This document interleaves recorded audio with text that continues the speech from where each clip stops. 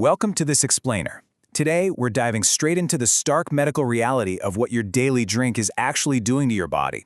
We're going to bridge the gap between hard clinical data and the totally fascinating personal journey of Dr. Tetsuya Isiro, a gastroenterologist who basically turned himself into a human experiment. Let's get right into it. But before we hit the clinical studies, we really need to challenge a super ingrained societal belief. Like, does alcohol actually bring us true happiness, or is it just a biological trap?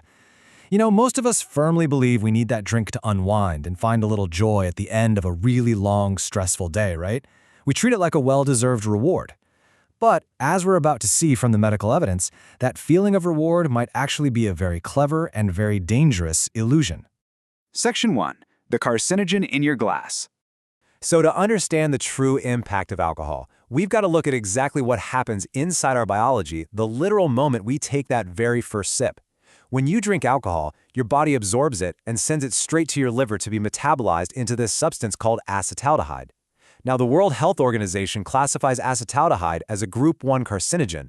That puts it in the exact same top-tier risk category as tobacco. So yeah, when you're drinking, your body is actively manufacturing a known, highly potent carcinogen right there inside your system. And this biological process creates a massive demographic vulnerability. This toxin is especially dangerous for people of Asian descent. Why? Well, because many people in this demographic naturally lack the specific, robust enzymes needed to clear acetaldehyde from the body quickly. When you can't break it down, the carcinogen just builds up rapidly, and it exponentially skyrockets your risk of developing cancer. It's essentially a localized biological bottleneck with some really massive health implications. Section 2. Cancer risks by the numbers. Look, a lot of us like to negotiate with ourselves, right? We think that drinking in moderation is perfectly safe, maybe even healthy. But the clinical data? It paints a much darker picture. A 2015 Italian study confirmed that heavy drinkers, so people having more than 4 beers a day, face nearly 5 times the risk for esophageal cancer. But looking at the other end of the spectrum, a 2023 Korean study shockingly reveals that even drinking less than 1 single beer a day measurably increases your risk across multiple cancer types. We're talking a 1.39 times higher risk for esophageal cancer from less than 1 drink a day. Even colon and breast cancer risks creep up. So the whole idea that a little bit of alcohol is harmless, it's simply a myth. Which brings us to the absolutely crucial point, and it's this number right here. 0. As highlighted by a major, highly comprehensive study published in The Lancet, the exact number of drinks you should consume if you want to strictly maximize your longevity and health is 0. Not 1, not half, literally 0. Section 3. The happiness illusion. Now, if the data is this terrifying, we have to ask ourselves a pretty logical question. Why in the world do we keep drinking? To answer that, a fascinating Danish study gives us a really interesting look into the psychological and neurological grip of alcohol. The study showed that light drinkers who occasionally socialize report high levels of happiness. But wait, it's actually not the alcohol making them happy, it's the social connection. On the flip side, heavy drinkers literally have their brain's dopamine reward system rewritten by the substance. They drink because their brain has been altered so much that absolutely nothing else feels enjoyable without alcohol. Dr. Isiro actually received a heartbreaking comment from a viewer on his channel that perfectly hits the nail on the head regarding this tragic biological trap.